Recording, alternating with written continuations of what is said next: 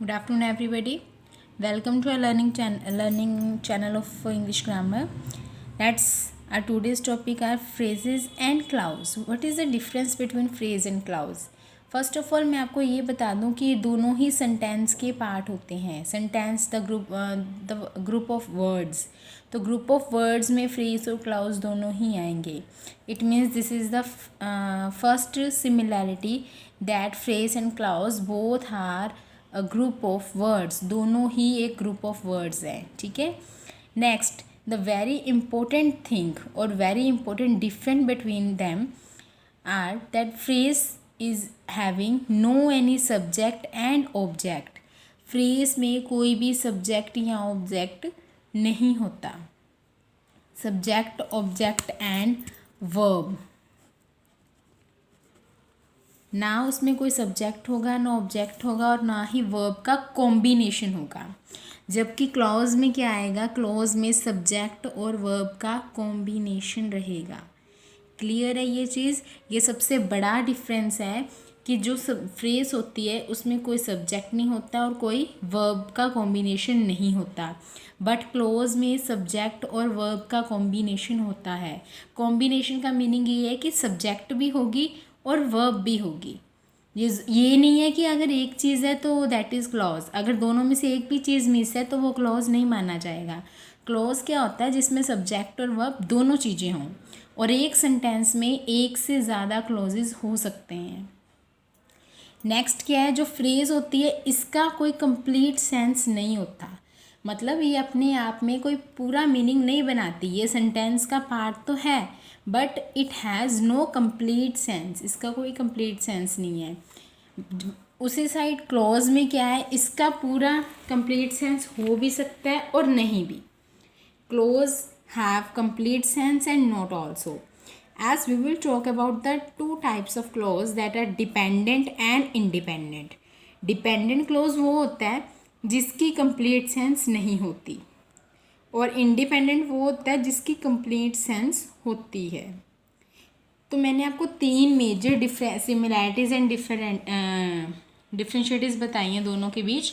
Phrases and clause दोनों ही sentence का part हैं. दोनों ही ग्रुप ऑफ वर्ड्स हैं. बट फ्रेज में कोई सब्जेक्ट और वर्ब का कॉम्बिनेशन नहीं होता जबकि क्लॉज में सब्जेक्ट और वर्ब का कॉम्बिनेशन होता है. फ्रेज कभी भी कंप्लीट सेंस नहीं देता और एक क्लॉज कंप्लीट सेंस दे भी सकता है, नहीं भी. अगर वो कंप्लीट सेंस देता है तो वो इंडिपेंडेंट क्लॉज है और अगर वो नहीं देता तो वो डिपेंडेंट क्लॉज है. क्लियर? तो मैं आपको पहले फ्रेज की एक डेफिनेशन देती हूँ, एग्जाम्पल देती हूँ. An apple of eye, this is a phrase. इसका मीनिंग क्या है? आँखों का तारा. तो ये अपने आप में कंप्लीट नहीं है बट ग्रुप ऑफ वर्ड्स है. इसमें कोई सब्जेक्ट नहीं है और कोई वर्ब नहीं है. अगर सब्जेक्ट है हमारे पास तो कोई वर्ब नहीं है. ठीक है. It is just a group of words. So this is a phrase.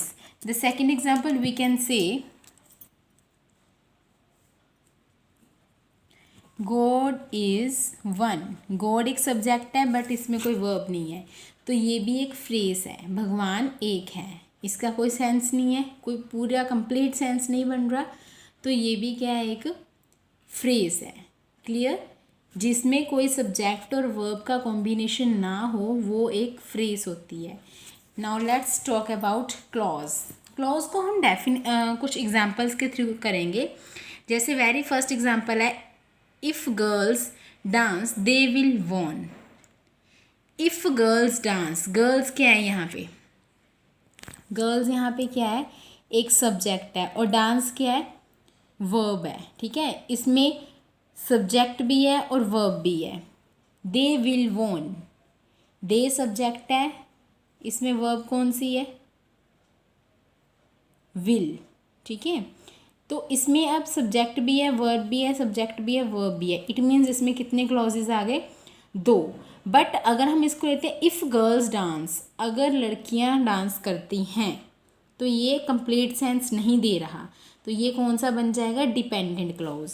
और दे विल वॉन, वे जीत जाएंगी, ये कंप्लीट है. तो this is independent clause. Clear है?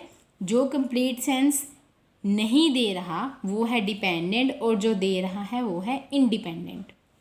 Next is I like cake with cherries. अब I like cake, I subject है, like verb है, एक क्लोज हो गया हमारे पास। But next is cake with cherries, cherries के साथ केक, इसमें कोई सब्जेक्ट नहीं है, कोई वर्ब नहीं है, तो ये क्या बन गया, phrase.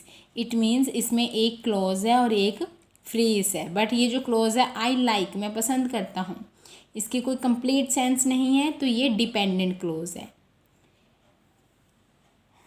Next is I like cake which has cherries.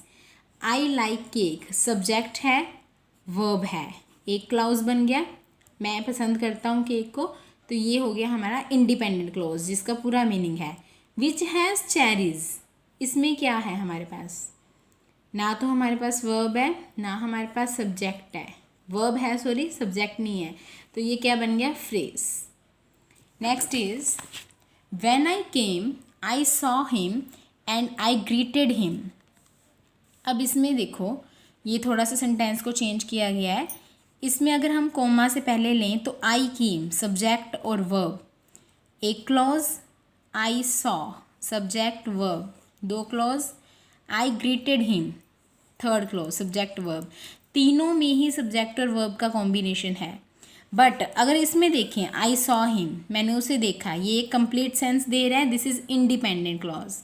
I greeted him complete sense दे रहा है, इंडिपेंडेंट क्लॉज। बट अगर हम पहले की बात करें व्हेन आई केम, जब मैं आया, तो ये एक कंप्लीट सेंस नहीं दे रहा, this is a dependent clause. Clear. Next is he was doing work very carefully. He subject है, डूइंग वर्ब है, ही वॉज डूइंग वर्क, वो काम कर रहा था, सब्जेक्ट और वर्ब का कॉम्बिनेशन भी आ गया, और इस लाइन का पूरा मीनिंग है, कंप्लीट सेंस है कि वह काम कर रहा था, तो this is independent clause. Very carefully, this is a no, this is having no any subject and no any verb combination, so this is a phrase. Clear to all of you. I hope कि आपको phrase and clause clear होंगे। अगर आपको कोई confusion लगती है तो आप इस वीडियो को दोबारा से देखिए और इसकी एग्जांपल्स कीजिए, then you surely you will clear to it. And channel को लाइक और सब्सक्राइब करना मत भूलिएगा। Bye bye.